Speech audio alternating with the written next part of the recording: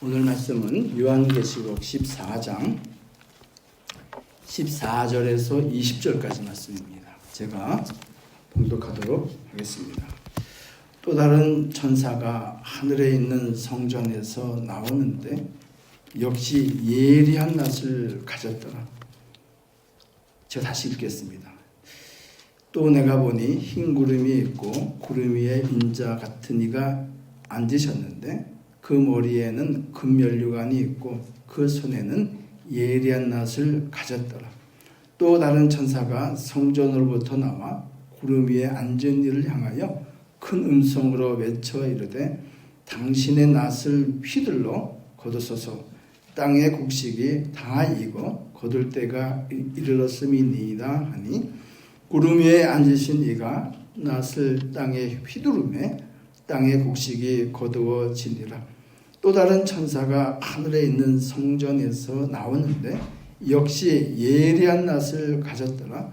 또 불을 다스리는 다른 천사가 계단으로부터 나와 예리한 낫을 가진 자를 향하여 큰 음성으로 불러 이르되 내 예리한 낫을 휘둘러 땅에 포도송이를 거두라.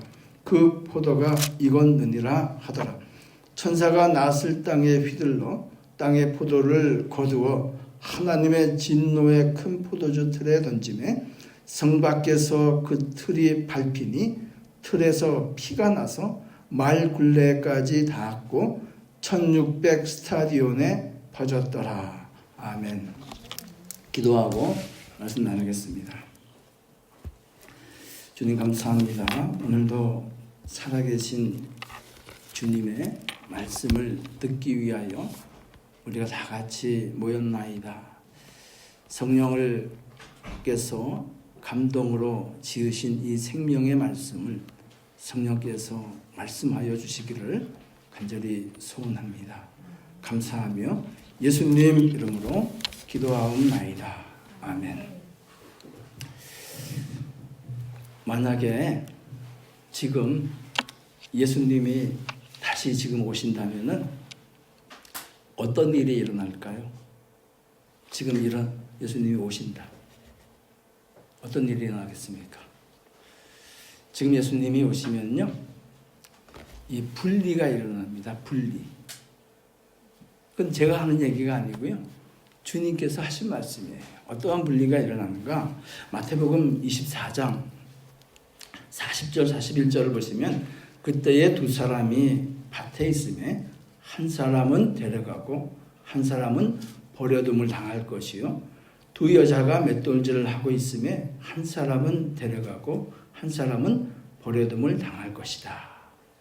그러니까 두 사람이 밭을 갈고 있다. 그러니까 남자겠죠. 남자가 일을 하러 나갔어요. 근데 같은 일을 하고 있는데 그 중에 한 사람은 데려갔다. 어디로요? 천국으로, 구름 위로. 또 한 사람은 버려둠을 당했다는 거예요. 또 41절을 이번 버전으로 한다면 집에서 엄마하고 딸이 같이 이렇게 밥을 하든지 설거지를 하고 있는데 딸은 데려가고 엄마는 남는다든지 또는 엄마는 데려가고 딸은 남는다든지 그런 일이 일어난다는 것입니다. 아니면 지금 이 순간에 주님이 오신다면은 우리가 다 들림을 받으면 좋겠지만 어쩌면 말이죠. 그러면 안 되겠지만 어떤 사람은 여기 있고 사람들은 여기 있고 많은 사람들이 또 들림을 받을 줄 어떻게 알겠습니까? 주님께서 오시면 이렇게 분리가 일어난다는 거예요.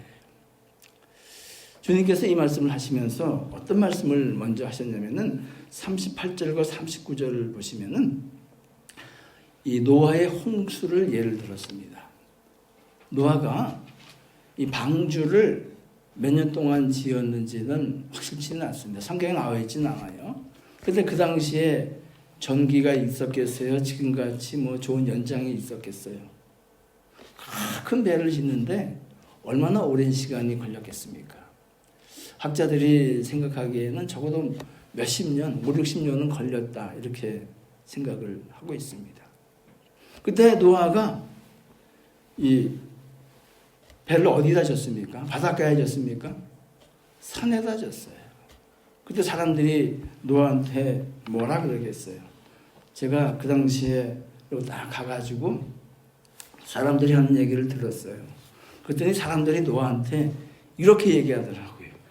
아니 이 바보야, 배를 바닷가에다 지어야지 왜 산에다 짓냐? 배를 지은 다음에 어떻게 바다로 옮길래? 이 바보 멍청아. 이렇게 얘기하는 사람도 있었고요. 또 어떤 사람이 이렇게 얘기하더라고요. 야, 인생 뭐 있냐?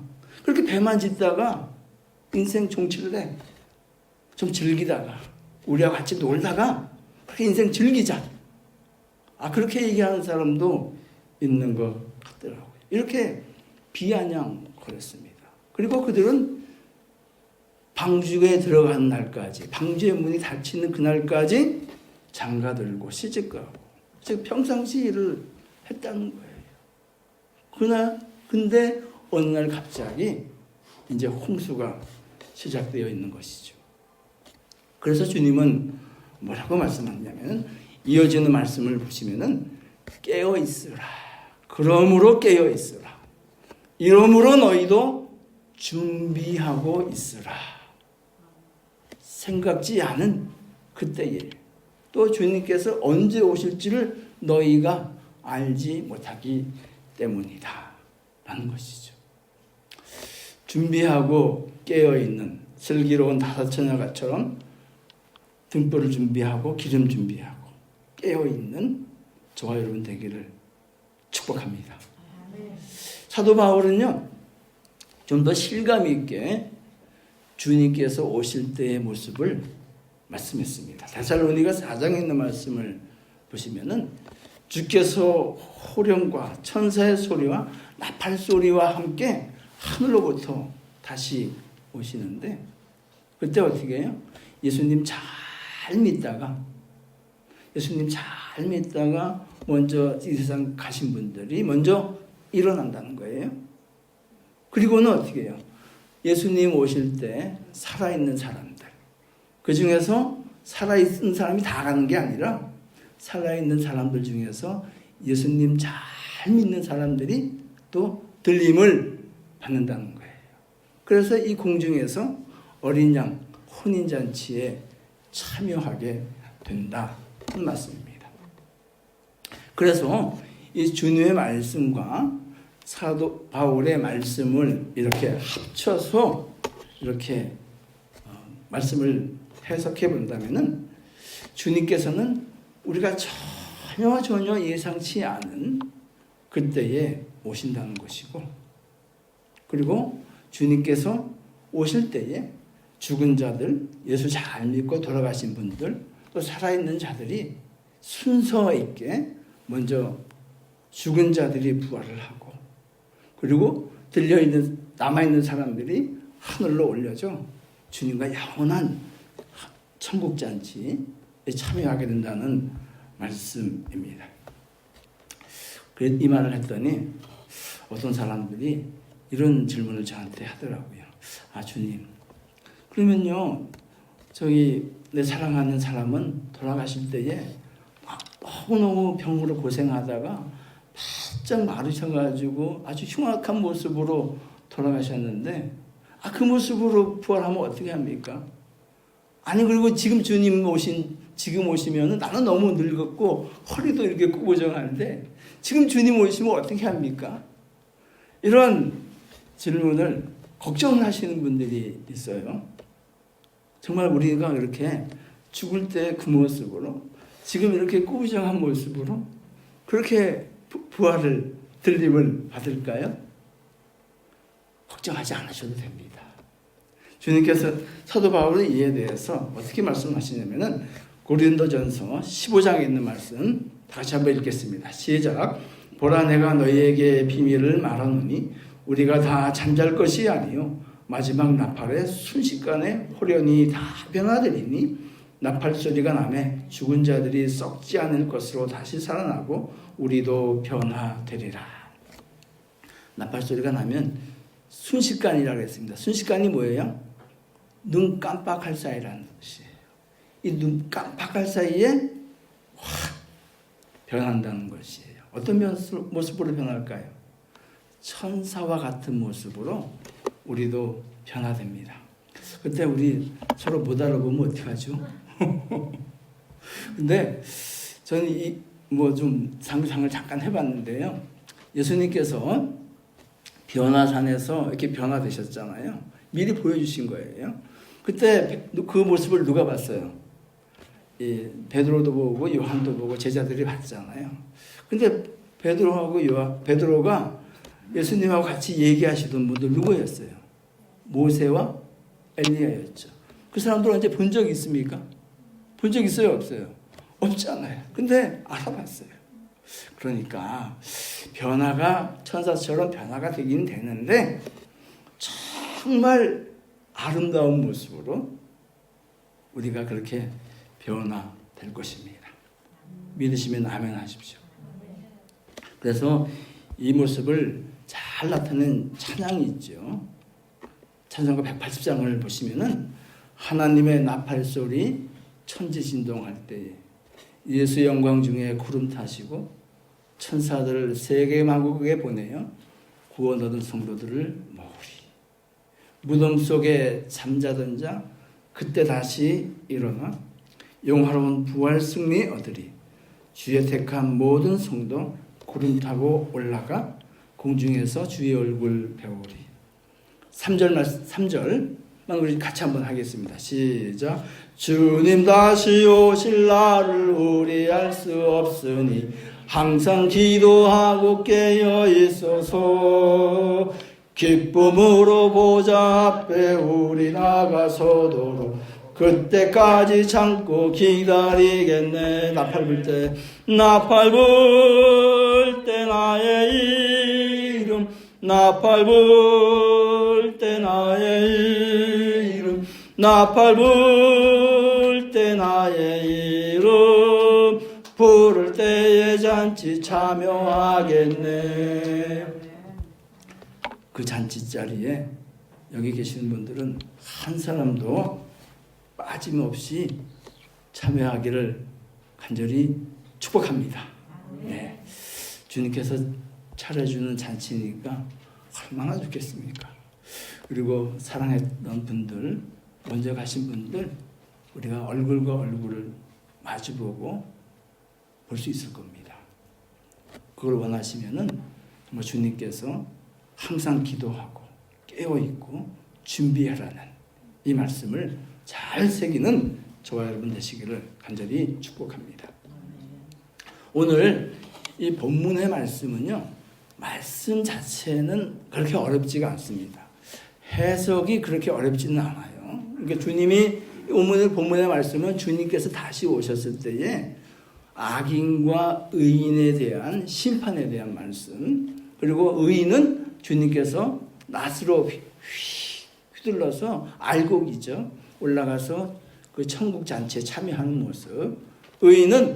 악인은 반면에 하나님의 주님의 심판을 받는 모습을 말씀하고 있습니다. 이 말씀 자체는 어렵지가 않은데요.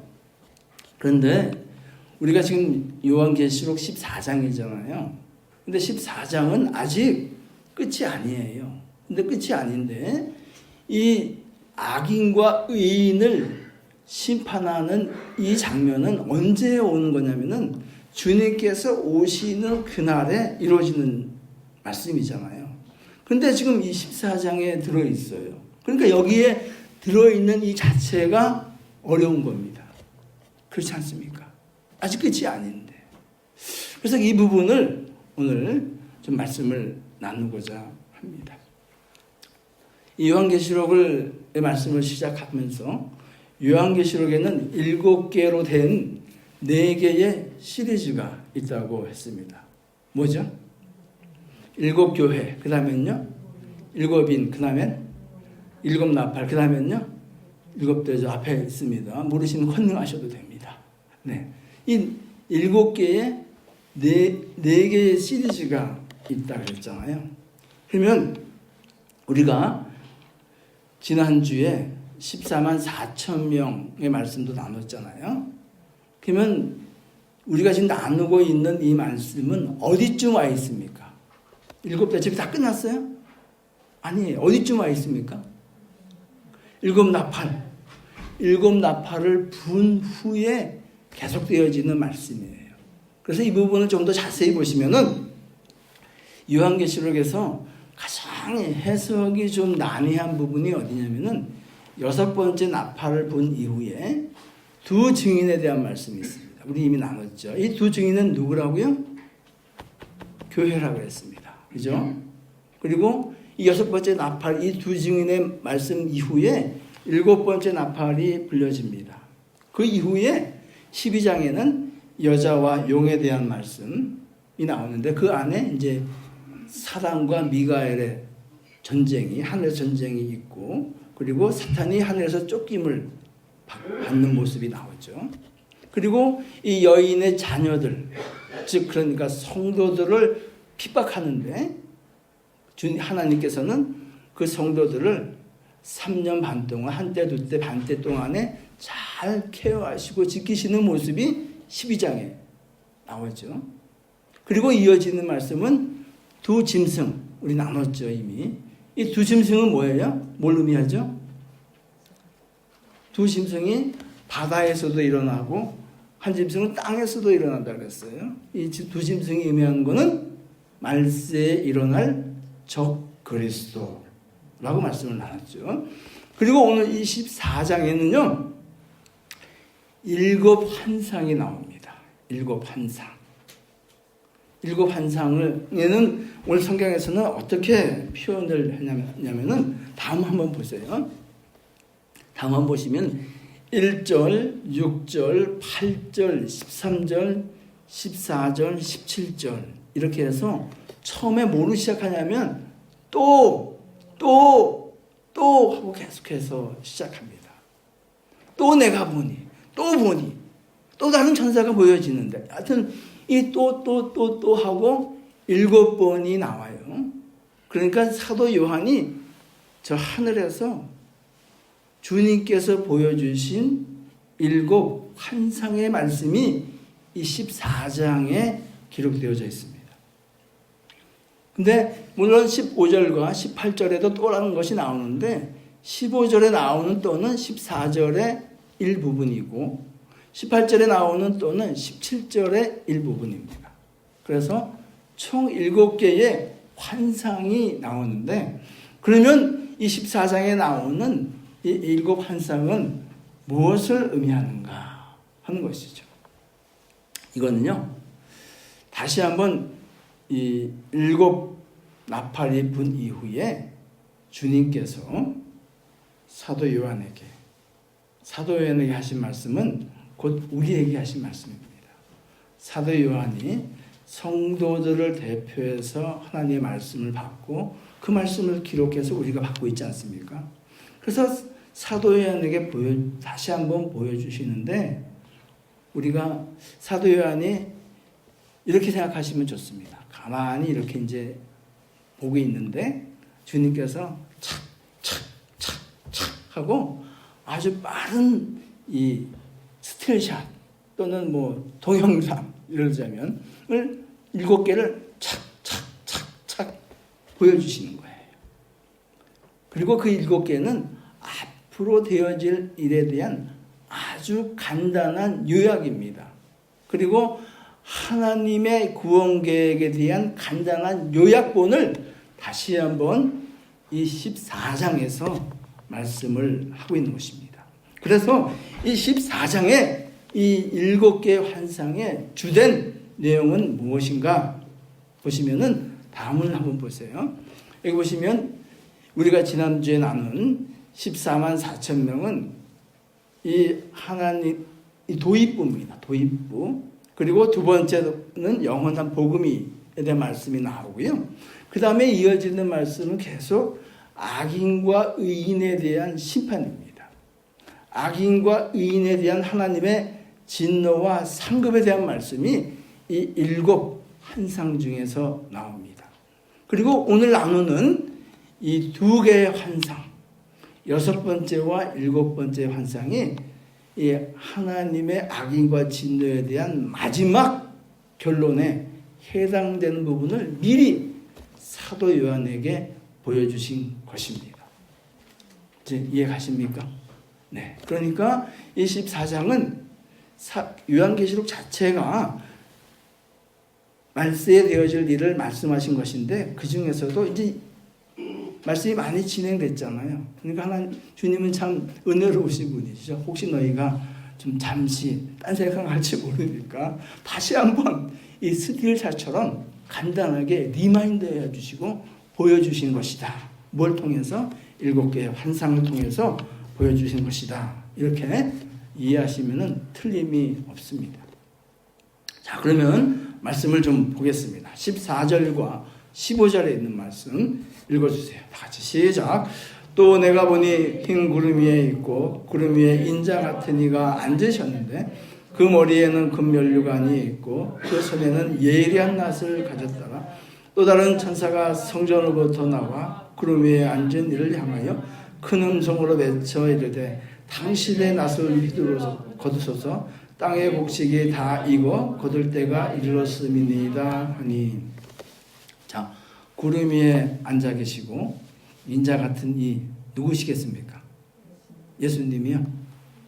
근데 이제 이 부분에 있어서 해석이 좀 다르게 하시는 분들도 있어요. 물론 어떻게 해석을 왜 그러냐면은 그분들의 근거는 15절입니다. 15절 보시면은 예수님은 하나님이시잖아요. 하나님이신데 15절에 있는 이 말씀을 보시면 다른 천사가 예수님을 향하여 거두소서 하고 헬라 원문을 보게 되면 명령어로 임페러티브 명령어로 예수님에게 말씀을 해요.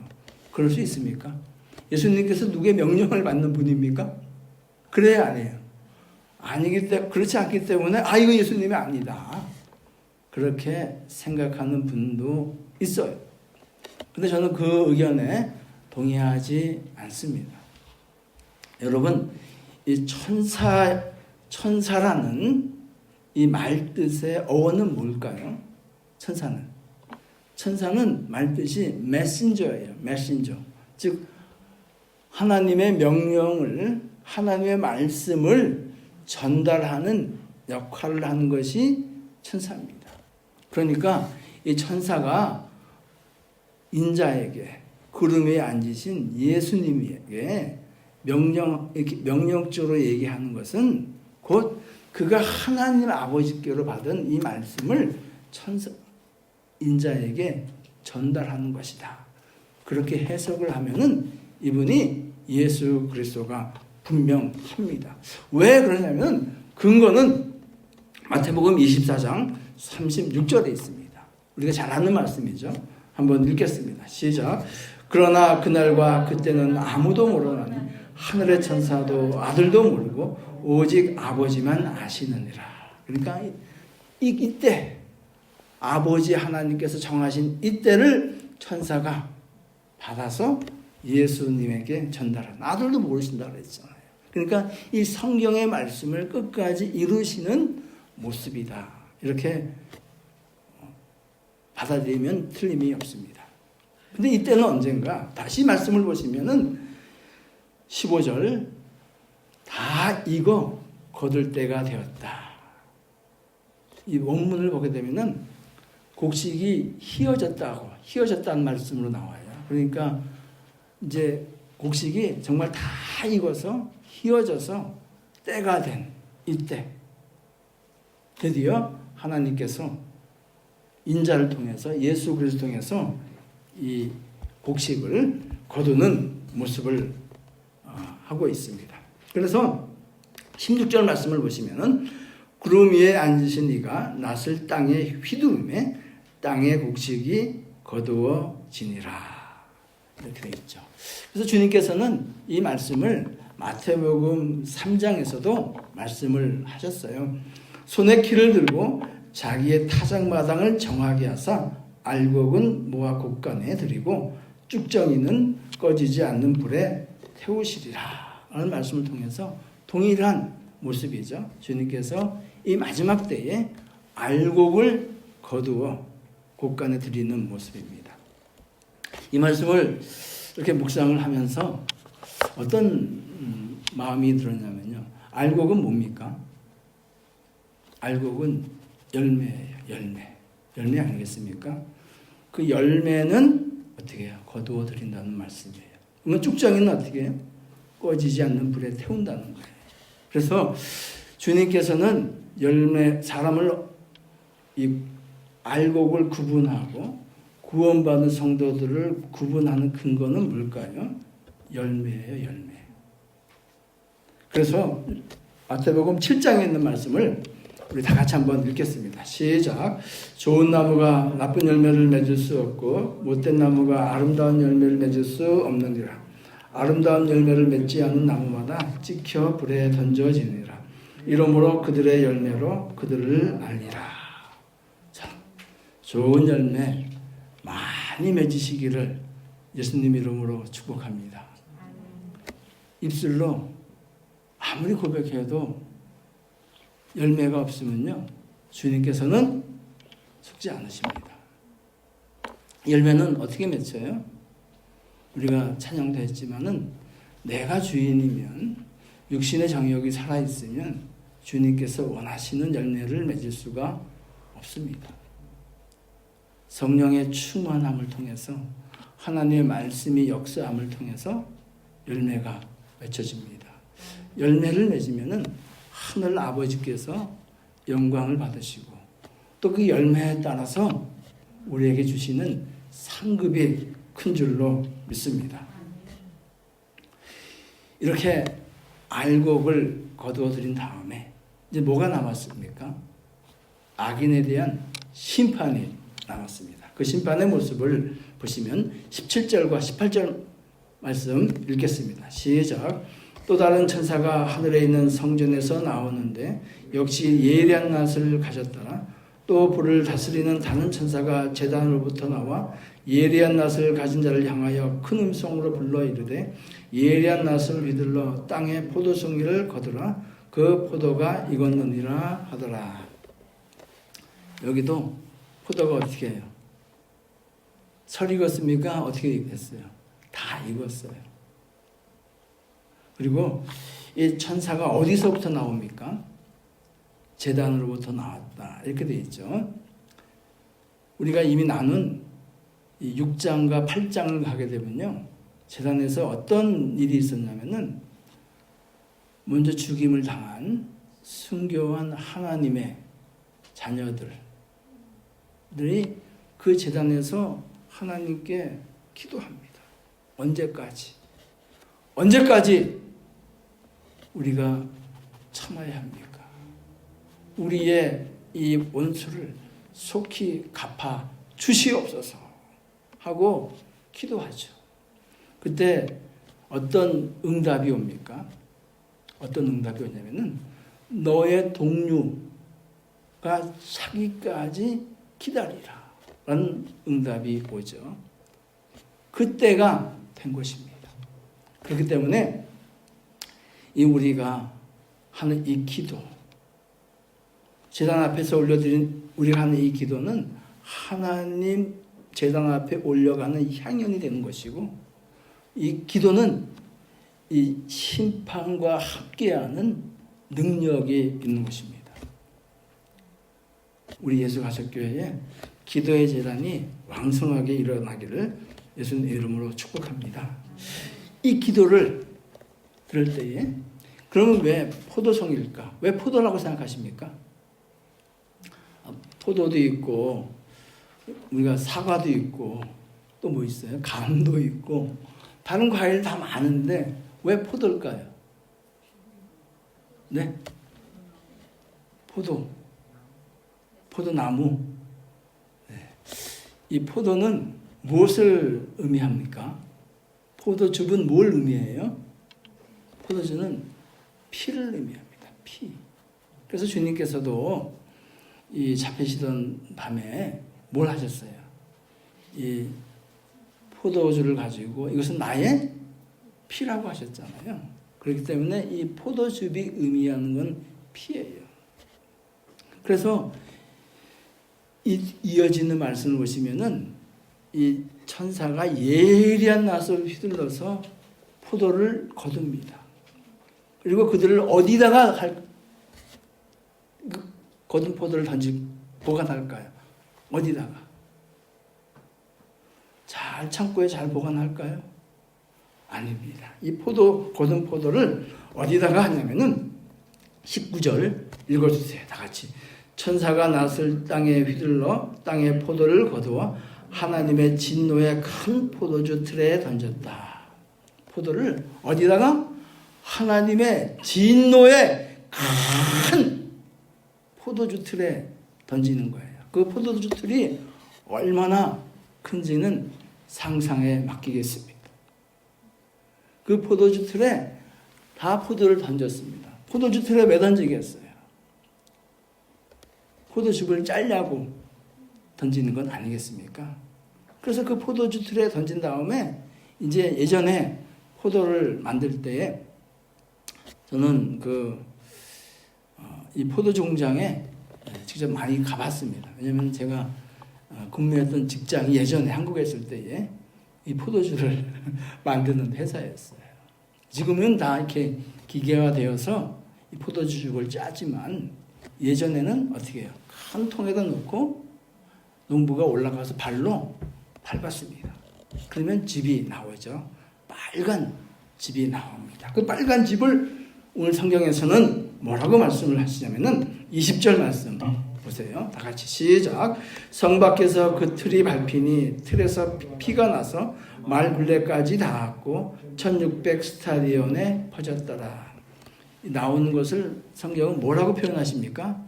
피라고 표현합니다. 그러니까 포도 알갱이 하나하나는 누구겠어요? 구원받지 못한 사람들이죠. 그리고는 그 포도주 틀에 들어가서 짜니까 온몸이 포도주가 으깨지는 것처럼 온몸이 으깨어지면서 어떻게 해요? 피가 흘러내리는 모습이에요.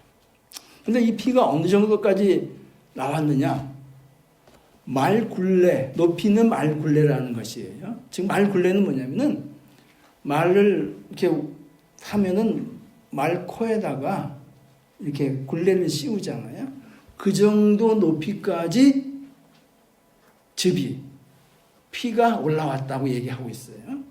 그리고 그게 이런 피가 어디까지 갔냐면은 1600 스타디온이라고 했어요. 이게 그러면 1600 스타디온이 무엇을 의미하는가? 이 숫자적으로 얘기해도 1600 스타디온은 약 200마일 정도 됩니다. 그러니까 이 피가 말로 피 정도 되는 피가 200마일 정도로 쭉 흘러가는 그 모습이에요. 이걸 좀 더 해석을 하면 이렇습니다. 200마일이라고 하는 것은 이스라엘의 땅을 얘기할 때에 성경에서 제일 북쪽은 뭐라고 얘기합니까? 단. 남쪽은요? 브엘세바. 그렇죠? 단에서 브엘세바. 브엘세바에서 단까지를 이스라엘 땅을 얘기할 때 말씀합니다. 그래서 이 1600 스타디온은 이 단에서 브엘세바까지의 거리니까 이 말씀은 하나님께서 마지막 날에 빠짐없이 의인과 악인을 구분하신다 하는 말씀입니다. 그런데 이게 어디서 합니까? 20절 다시 한번 보시면 성 안에서 합니까? 성 바깥에서 합니까? 성 바깥이죠. 그러니까 성 안은 누가 계시는 곳이에요? 하나님과 구원받은 백성들이 있는 곳이에요. 그곳에는 발도 들이지 못하고 성 밖에 있는 하나님의 진노의 포도즙 틀에 들어가서 이리 밟히고 저리 밟히고 쥐어짜고 고통 가운데 슬피 울며 일을 가는 것이죠. 우리 교회 가운데 지금 말씀을 듣는 여러분들 가운데는 이런 일 당하시는 분이 한 분도 없기를 축복합니다. 아멘이십니까? 정말 무섭죠. 너무 무서워요. 어떻게 해야 되겠습니까? 우리가 정말 살아서 이 시간 동안에 예수님 잘 믿고요. 그리고 이 믿음의 열매를 잘 맺어야겠습니다. 그래서 이 분들이 이 사람들이 고통받는 모습을 주님께서는 마태복음 25장에서도 말씀하죠. 읽겠습니다. 시작. 이 무익한 종을 바깥 어두운 데로 내쫓으라. 거기서 슬피 울며 이를 갈리라. 이 모습이 정말 성 바깥에서 하나님의 진노의 포도주 틀에 들어가서 고통받는 그 모습과 다르지 아니한 것이죠. 저나 여러분이나 누구도 이 하나님의 진노의 포도주 틀에 들어가고 싶은 사람은 없을 겁니다. 다 같이 주님께서 오셨을 때에 공중에 올라가 그 어린 양 혼인잔치에 참여하고 싶으실 것입니다. 그러면 누가, 다시 한번 말씀하지만 누가 이 잔치에 참여할 수 있을까요? 자신 있게 나다 그러시는 분이요. 한 분도 안 계세요? 말씀을 통해서 한번 확인하고 말씀을 정리하겠습니다. 다시 한번 12절에 있는 말씀 읽겠습니다. 시작. 성도들의 인내가 여기 있나니 그들은 하나님의 계명과 예수에 대한 믿음을 지키는 자들이다. 인내로 하나님의 말씀과 믿음을 지키는 자들이 이 천국잔치에 참여합니다. 이것을 구체적으로 어떻게 풀었습니까? 14장에서는요. 4절과 5절 말씀 다시 한번 지난주에 나눈 말씀인데 읽겠습니다. 시작. 사람들은 여자와 더럽히지 아니하고 순결한 자와 어린 양이 어디로 인도하든지 따라가는 자며 사람 가운데서 속량함을 받아 처음 익은 열매로 하나님과 어린 양에게 속한 자들이니 그 입에는 거짓말이 없고 흠이 없는 자들이더라. 이 무엇을 의미하죠? 다음 한번 보시면은 여자와 더럽히지 않은 순결한 자다. 즉 하나님보다 다른 것을 더 사랑하지 않는 자. 여자는 우상 숭배예요. 우상 숭배하지 않는 자. 우상은 주님의 스탠다드에서의 우상은 부모와 자식을 나보다 더 사랑하는 것도 우상이라 그랬어요. 두 번째, 어린 양이 인도하는 자를 따라가는 자. 우리가 찬양했죠.